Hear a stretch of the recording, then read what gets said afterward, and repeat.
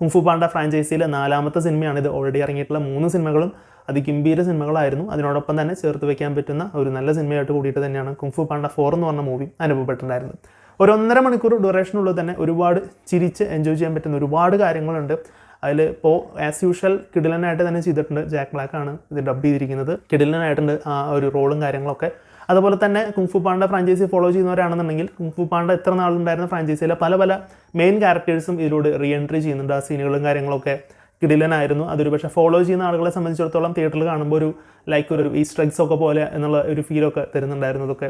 ആ ഒരു വിഷ്വൽസും കാര്യങ്ങളൊക്കെ കിടിലനായിരുന്നു. അങ്ങനെ ആകെ മൊത്തത്തിൽ പറയുകയാണെന്നുണ്ടെങ്കിൽ ഒരു 1.5 മണിക്കൂർ നിങ്ങൾക്ക് തിയേറ്ററിൽ പോയിട്ട് എൻജോയ് ചെയ്യാൻ പറ്റുന്ന എല്ലാവിധ കാര്യങ്ങളുണ്ട്. ഡയലോഗിലൂടെയുള്ള കോമഡീസ് ആണെങ്കിലും മാനറിസത്തിലൂടെയുള്ള കോമഡീസ് ആണെന്നുണ്ടെങ്കിലും അത്യാവശ്യം നല്ല ആക്ഷൻ സീക്വൻസ് ആണെന്നുണ്ടെങ്കിലും ഒരുപാട് സംഭവങ്ങൾ കാര്യങ്ങൾ ഇതിലൂടെ വരുന്നുണ്ട്. അങ്ങനെ ഒരു 1.5 മണിക്കൂർ അടിച്ചു പൊളിച്ച് എൻജോയ് ചെയ്യാൻ പറ്റുന്ന നല്ലൊരു കിടിലൻ അനിമേഷൻ ഫിലിമായിട്ടാണ് കുങ്ഫു പാണ്ട 4 എന്ന് പറഞ്ഞ മൂവി